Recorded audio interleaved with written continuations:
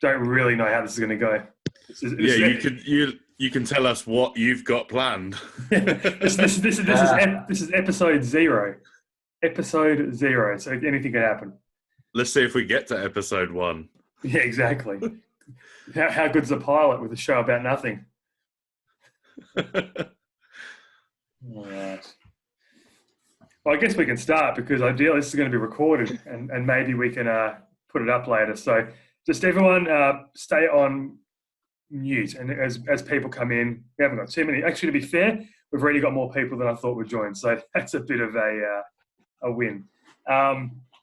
Okay, so what we wanted to do here was just lighten the mood a little bit. Everything's falling apart, it seems, in the world. So what we wanted to do was have a general conversation. We don't know where it's going to lead.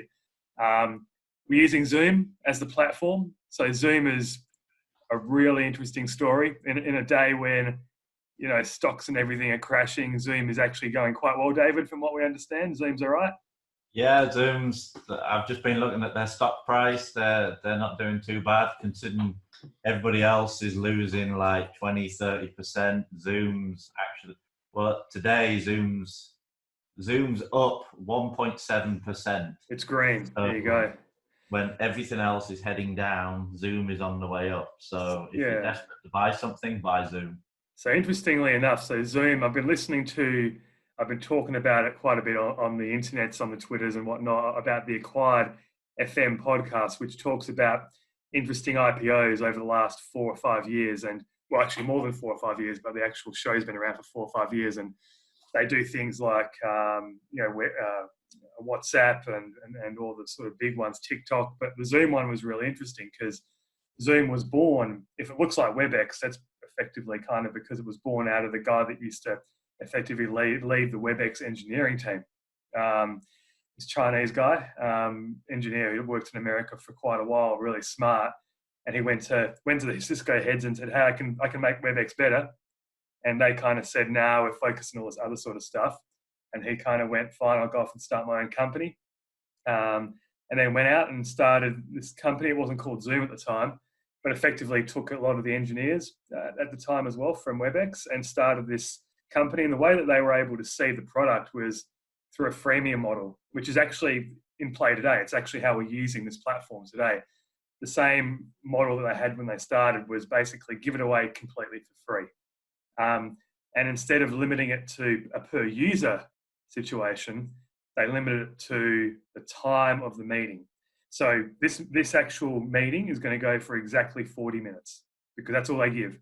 And what they allow you to do is actually go back and restart a meeting. So I don't know how they came up with 40 minutes as the time, but that was it. And through that, they were able to basically go and the whole ethos was trying to make the end customer happy, give them a better experience. That's how this guy worked, And Zoom effectively achieved that. They seeded themselves. They got all the customer base early, got into the enterprise and the schools, and the rest is history. So I never actually used Zoom really until I think VMware started using it, to be honest. I don't know. When did everyone else start using Zoom? Melissa, David, Michael? Yeah, so my first interaction with Zoom was when I was working at VMware. We used to use WebEx, and I think pretty much everyone's used WebEx at some point, but as experienced with me yesterday when I was doing a customer presentation, WebEx just occasionally has some technical issues and falls apart. And when I was at VMware, they started rolling Zoom out, and you had both. So you had like WebEx, you had Zoom, and as soon as you use Zoom, it's very reliable, it's very consistent, and for me, it became the best video conferencing tool. The thing I'd say as well, though, is I think Microsoft Teams is a close second to Zoom. I think since Veeam's obviously a big Microsoft shop and we use Teams all the time, and I've never had any issues with Teams, whether I'm working on my Mac or Windows or anything. It's quite interesting, and obviously the fact that we're all locked down, not traveling, not allowed to leave our house, like we're using Teams and Zoom more and more. Well, we're actually using video more, aren't we? I mean, yeah. Melissa, I think, Melissa had to go and kind of, maybe prepare yourself a little bit. To be fair, I did have to prepare myself a little bit. There you go. There you go. But what do you reckon, Melissa? Like, what's your take on? So here's something that I think interesting. So we all know Cisco bought WebEx, right? But if you look at the WebEx Wikipedia entry, because everything on the internet is true, WebEx was founded in 1995, right? It wasn't so they then. were obviously very early to the online collaboration game and all that kind of stuff. But when was Zoom founded? Does anybody know off the top of their heads? Oh, I'm guessing a lot later. Somebody look at 2011, right? I was going to say 2012. So you're looking at two companies that do basically the same thing, but were founded in completely different time periods. And then, as we all know, Cisco bought WebEx, but personally, I've used WebEx for a long time as well.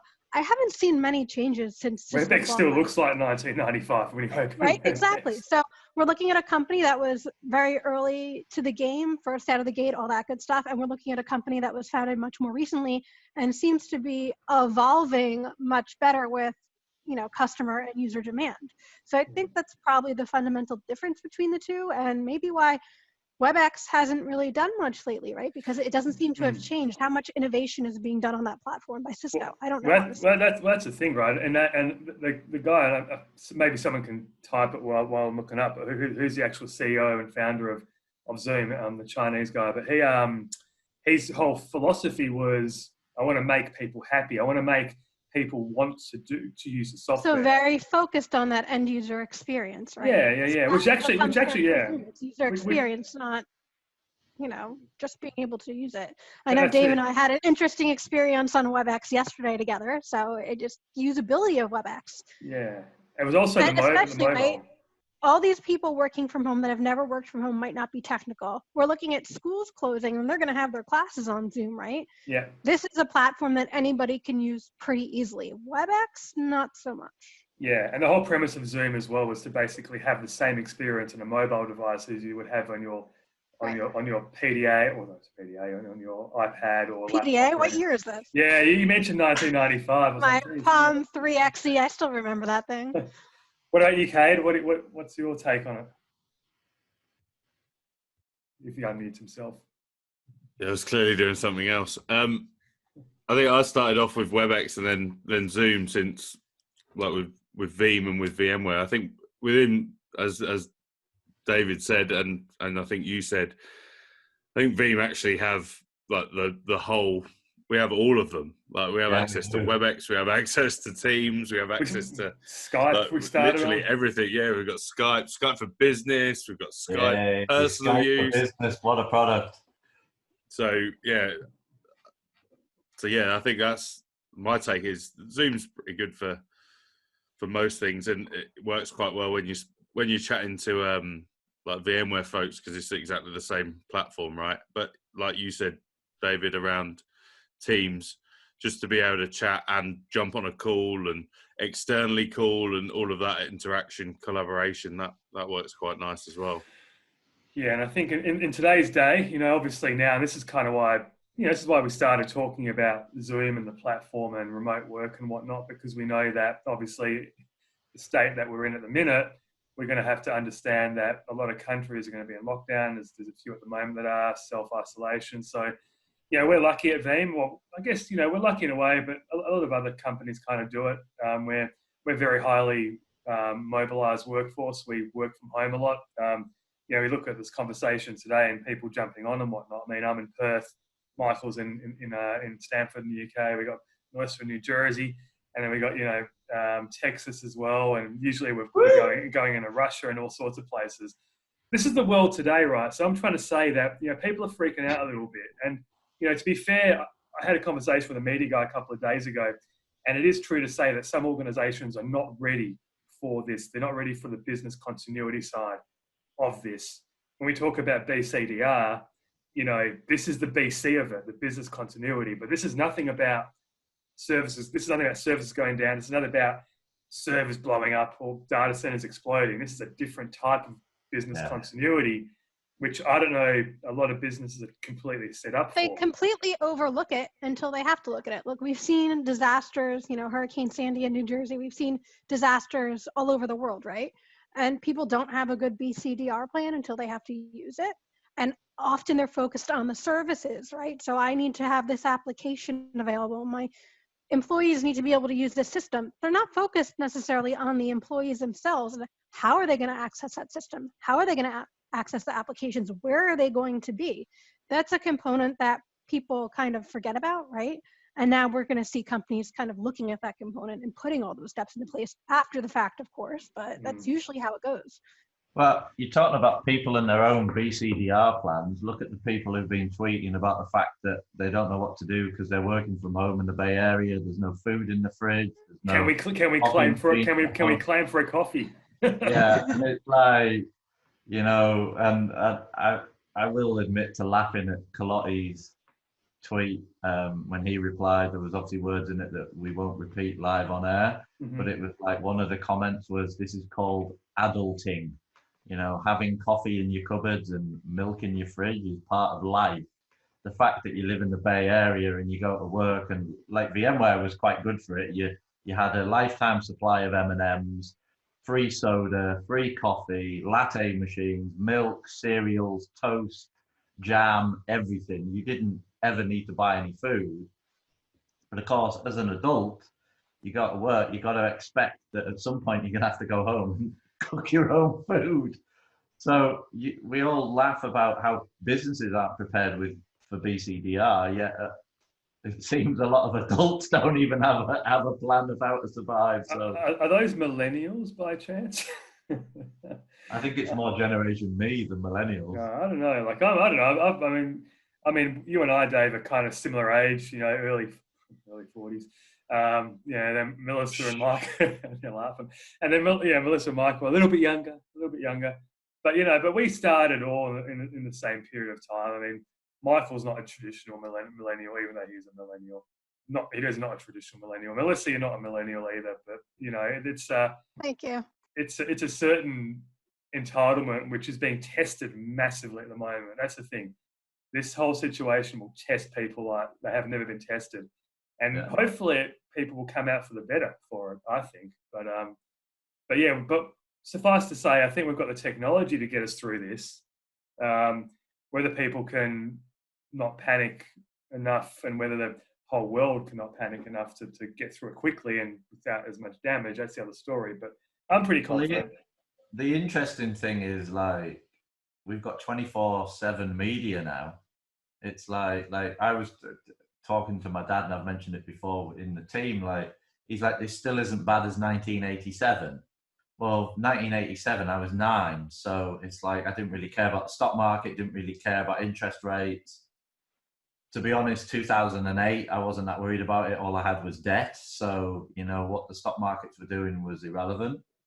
Now it's like, you wake up, you see the news on your phone, you're scrolling through all the doomsday stuff, and you're like, oh my goodness, the world's going to end. And then it takes a phone call to Anthony Spiteri to put my mind at rest, which I never thought would happen, that Anthony would be Mr. Positivity. And Anthony's like a big ray of sunshine through all this. Yeah, he is, isn't he? He's like, I'm good. You know, normally he's panicking, like the world's going to end, spiders are going to eat me. And this time it's like... diverting flights. Yeah, exactly. I have done that. He's a measure of calm. And I'm the one panicking, looking at volatility indexes and how they're higher than they were in 2000. Don't worry, I'm gonna go out. It's 10. What is it? It's 10:30. I'm gonna go out and kill someone later on.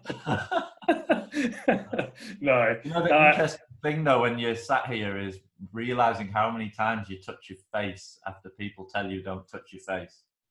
Okay, so my baby this morning woke up, rubbed her eyes, and then put her hand in her mouth. I'm like, really? Come on.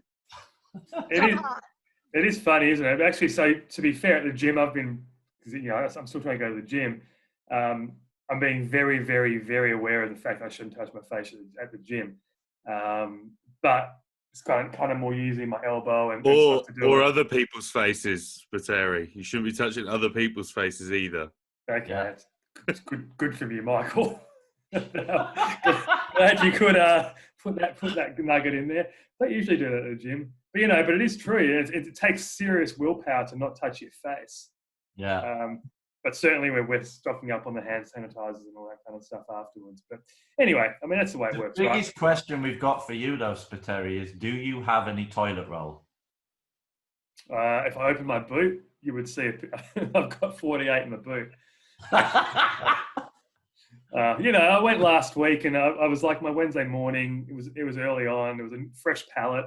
I walked past the pallet at first, and I'm like, you know what? Fuck it. I'm just going to buy it, and not feel guilty about it as well. So but yeah.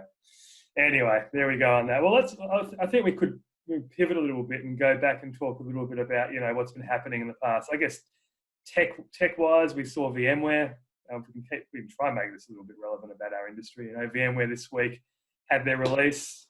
That was interesting. I mean, you saw a lot of blogs come out. I mean, the information probably wasn't, as fresh. I mean, a lot of it was from VMworld last year. When you look at it for people that were in the know, and obviously there's a lot of people that weren't at VMworld. So yeah, what do we think about that? How did the release go down? Melissa, you wrote a few cool blogs. I did, and one thing I've kind of noticed throughout, I don't know, the last 10 years, which is going to make me seem very non-millennial when I say the last 10 years. Back in the day, it always used to be like care and feeding of your VM, right? Oh, it doesn't need more memory, it doesn't need more RAM. We got to take care of this VM we just P2V'd, right? And then it kind of got into, well, I got like a couple thousand VMs and I don't really care. And then we've kind of started transition to, well, it's not really the VMs anymore, it's the application running on top of it. And maybe it touches this VMs and still these physical components, right? So we've seen this fundamental shift just in the way the industry thinks, from those super precious VMs to a bunch of VMs we don't care about, to applications. And David, get ready, containerization, right? Woo! I almost wore my Kubernetes shirt, but I didn't.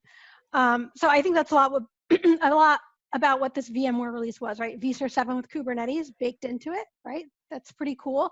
And that's the thing that's going to let a lot of enterprise customers and just regular run-of-the-mill organizations try Kubernetes, right? Because if they can deploy it with VMware products that they're used to using in a familiar environment, maybe they can go and try it now, instead of it being a huge science experiment for them.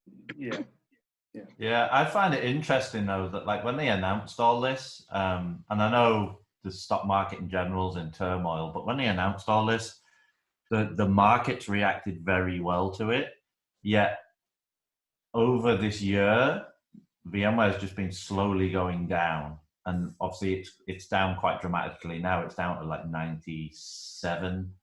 But when they announced all this stuff, everyone was like, "This is fantastic." But then over quite a long period of time, it's just slowly been tracking down. And it seems that, like, my perspective on it is more Kubernetes, the better.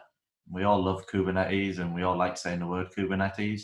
But I think from a VMware perspective, it makes sense to embed Kubernetes into vSphere to help on-prem customers. For me personally, if I was going to do Kubernetes, all I would do is go to Google. And the Google Cloud is just the best, simplest place to run your Kubernetes workloads, in my opinion. We are agnostic. We are agnostic as a company. Yeah. Well, you can do it in any cloud, but from a usability perspective, exactly, you hit it on the head. Usability.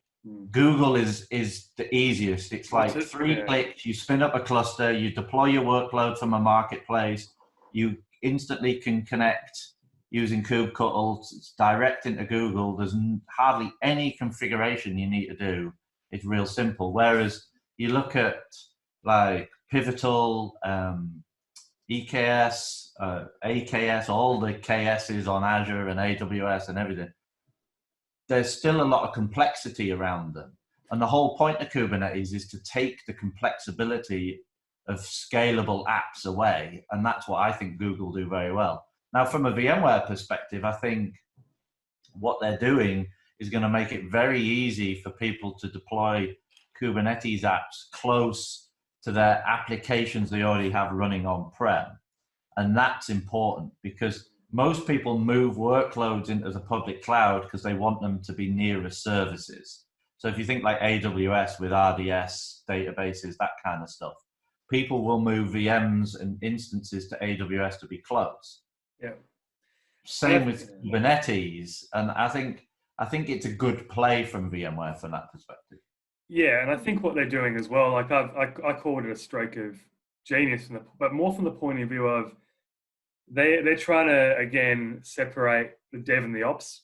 Like everyone's trying to bring it together, right? But VMware trying to separate it with this platform and go, look, you can be a developer and you can access your applications and your namespaces via an API as you would and be happy with it. But if you're more a traditional infrastructure guy, you can still feel kind of safe in the fact that you are looking at what looks like vSphere traditionally. Yeah, and you don't have to become a developer, right? There's a big push right now for that. And I know I'm doing my little Ansible stuff, but I wouldn't call myself DevOps. I'm still an infrastructure person. I've grown a beard. Yeah, it doesn't work.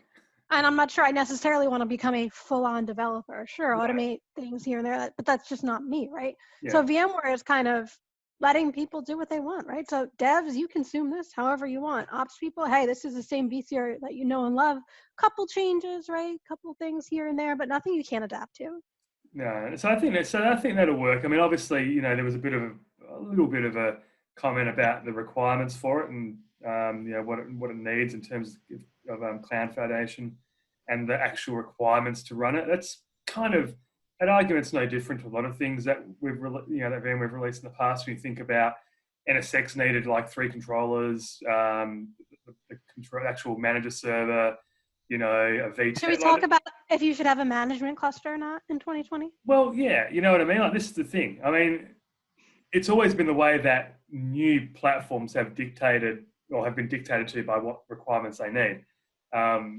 It does seem like a lot. When you say 7, it does sound like it's a lot, but it's really not, though. Not at scale, at least, right? Yeah, maybe for labs. For labs, I'm sure you could run it nested. It probably won't perform well, but for a lab, does that really matter if you're just trying to get the look and feel and all that kind of stuff? Exactly. Not necessarily.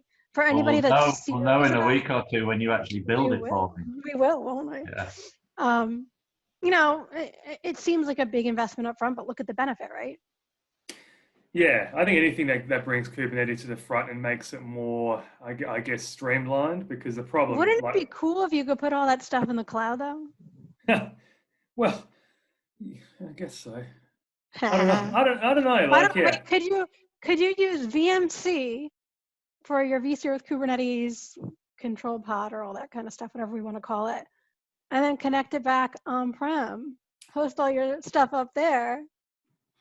That's one thing I haven't seen is Kubernetes on vSphere on the roadmap for VMC. I actually haven't checked that out. We'll have to double check the notes and check the roadmap they've got to see if that's actually going to be brought up there. The thing to look at is, does VMC use Cloud Foundation? Because if they don't use Cloud Foundation, then they won't be. And they don't. So not at the moment. That doesn't mean it doesn't roll in at some point. Kubernetes with vSphere is only part of Cloud Foundation. So yeah, I mean, this is the thing though. I mean, with this whole cloud native environment, the whole ecosystem is built on a certain demographic of people that have come through IT. And I remember having a conversation when I came back from Amazon reInvent. When was it? It was in I think it was my first one in 2017, or maybe my second one. And I sat next to a guy, and he was a pure DevOps guy, right? And he actually had never deployed a virtual machine, hadn't heard of VMware. And I was like, "What? You're what now?" Like, I was like shocked, right? Because I thought at least everyone had an understanding of what it was to live in that world.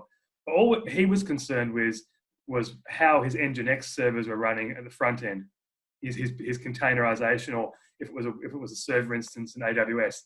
He only cared about, did it scale with my application? He didn't care about what was running on vCenter or an ESXi host or NSX, anything like that. Hadn't heard about backup either, but that was a side note. So yeah, it's an interesting world these guys live in. It's a different world. David's been talking about that for a long time, that it's a different world. It is. Having said that, there's a lot of infrastructure guys out there still doing their thing as well. They are. The interesting thing that I found, like when I was at KubeCon in November, so I went to 3 backup sessions, and it's a fundamentally different world, because like you mentioned my age. Well, I started working on backups when I was like 18, 19, and I used to swap tapes out of Unix servers and drive around in my car. Was that when dinosaurs were on the earth too? Yeah. Did T-Rex help you with the tape? Yeah. And so I've grown up in a world where you've always needed backups. But then you got a KubeCon, there was 3 backup sessions, and 2 of them were around explaining what RPOs and RTOs are to the audience. Basic stuff. And exactly. Now to us, it's basic stuff because we've all been doing this for years. Even when you didn't manage infrastructure, when you're an architect, you still designed infrastructure to be backed up and protected and fail over. But for a lot of these developers, all they've done all their life is write code and just deploy apps and build apps, and then the apps get sold. They've never considered how we protect these. And with Kubernetes, the developers are actually becoming infrastructure managers as well in some environments, and they're having to learn a load of new skill sets as well to understand how they protect all these. And it was quite an eye-opener for me because, you know, backups always been important, but you've never really thought about it. It's just something you do. It's like when you get in the car, you know, you've got to turn the key to drive. It's same with your infrastructure. You've always known you've got to protect it. And that's not the case in the Kubernetes world. People haven't considered this in the past. Well, let's be honest. Like, did any of us 4 here think that we'd be working for a backup company 5 or 7 years ago? I certainly didn't, right? No idea. I don't know what I'm going to be. I didn't have any idea what I was doing. But that's the reality of it's changed fundamentally in terms of what it means to actually do backup. It goes beyond backup. It starts with backup, like we say. We've got the marketing out of the way. But it's more than that. And, you know, in our roles, we do very diverse things. We work on a lot of different areas. We have to know almost every platform that's out there. We've got to know storages. We have to know public clouds because we have to understand it was SaaS-based. I love the cloud. Let me just say how much I love it. I heard you've been having some good time lately with it. Oh, yeah. But we have to know it, right? Michael, what do you reckon? You've been very quiet for yourself. Yeah, well, I've been trying to work something out while I've been on here. Don't move your head, Michael. I've got to stay really still. So while David was saying about all the Kubernetes and the cloud and everything else, so one of the things that I've been really concentrating on is around, upskilling in this area. And David will tell you, because I was a massive pessimist here. I was like, no, this is just a 10-minute warning. 10-minute warning. This is all just a massive fad, and yeah, people will use the public cloud, but people are generally going to be lifting and shifting their stuff into AWS, not necessarily the right way to do things. And then all of a sudden, there was a lot more, let's call them large enterprise customers that I was speaking to, and they're now dipping their toe in the water, and now they're 3 months down the line, and they're doing things differently using Kubernetes, using the public cloud. And then that was where I sparked that interest around, let's understand a bit more about Kubernetes, containers, also the public cloud, though, in terms of the big 3, so the Microsoft Azure, the AWS, and the GCP as well, because that seems to be coming up on the outside, if you will, and you hear that from the testament that David did about the Kubernetes. But then also around automation, infrastructure as code, they all tie into each other, and that I think that's a big learning curve, especially for us traditional infrastructure people, and understanding this. And where does backup sit here? Is replication potentially the new backup when it comes to these workloads as well as something that I've been looking at? You're talking about actual application replication at the application layer or at lower levels? Yeah, so potentially depending on what this is where the whole failure scenario, there's a very clear and concise failure scenario that we look at from a virtualization point of view, or physical machines, right, that we have on premises. That when we get into the public cloud, there's a lot more resiliency built into the platform that they offer. So yeah, it could, I think the future will be a lot of application replication, but then think of that like we think about storage replication.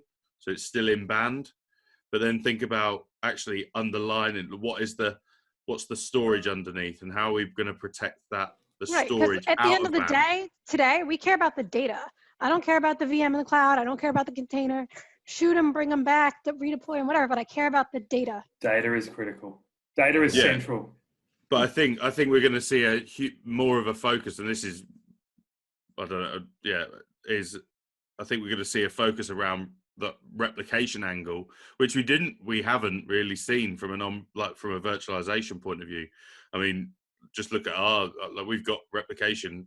100% of our customers that have Veeam backup replication have the ability to run VM replication from site A to site B.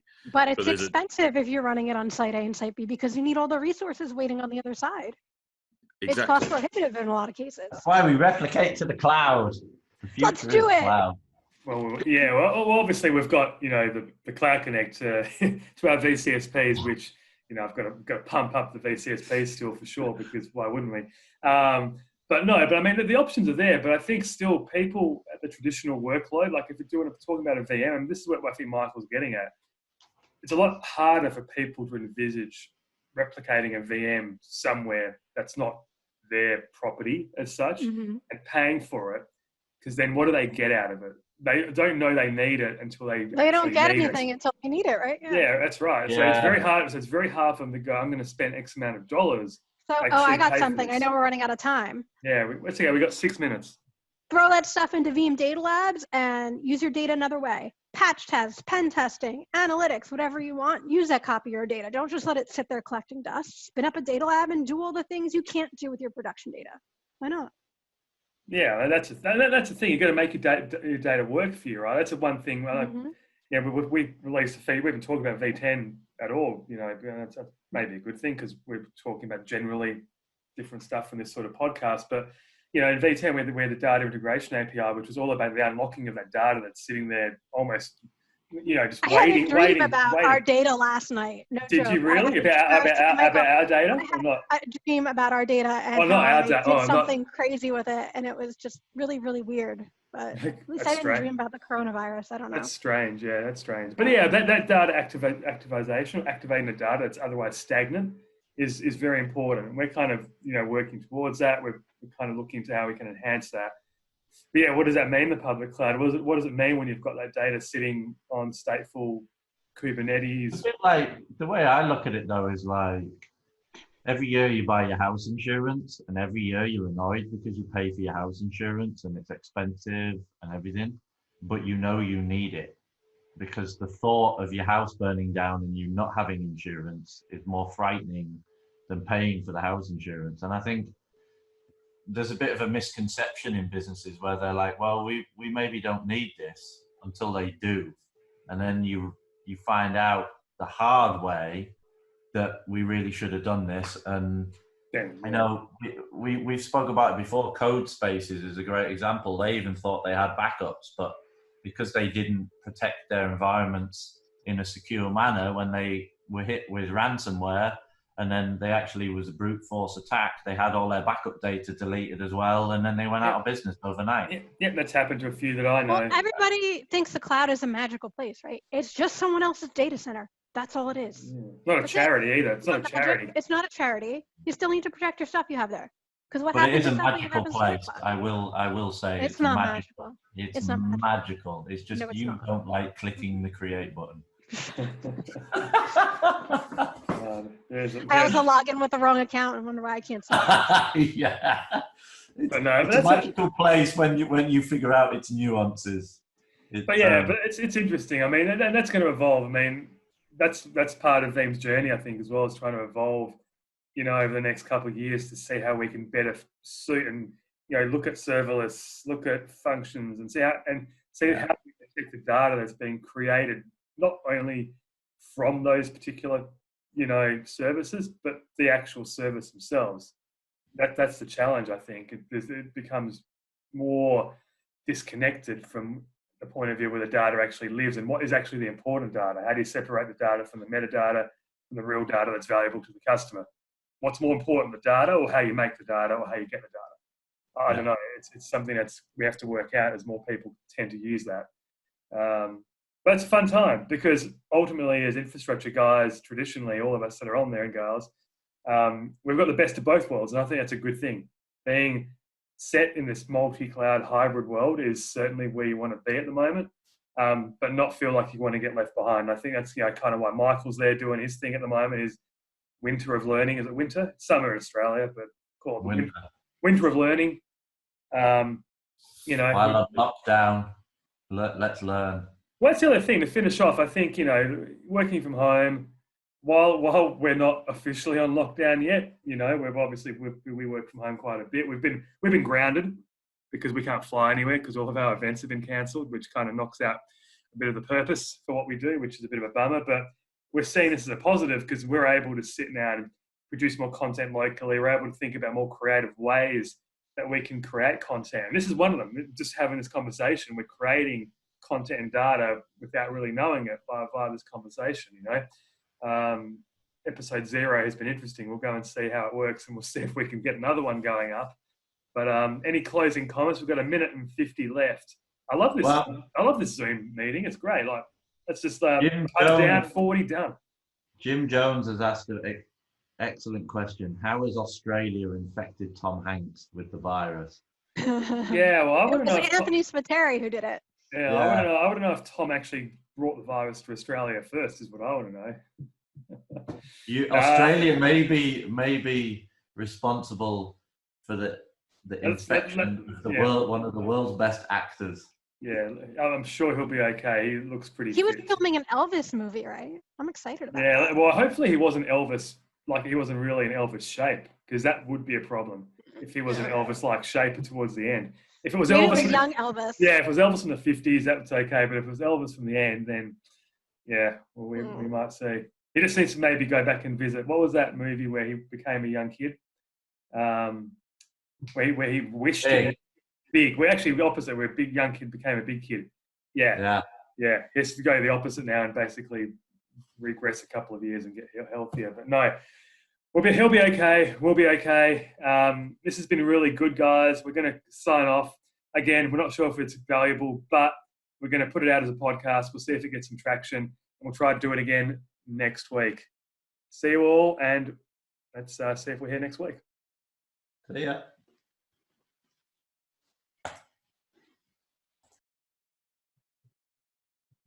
How do you stop this thing? I think it's going to stop us automatically unless. I almost wanted to stop. I wanted to stop automatically. Like it's very close now. I can feel it. Come on. It says less than 1 minute.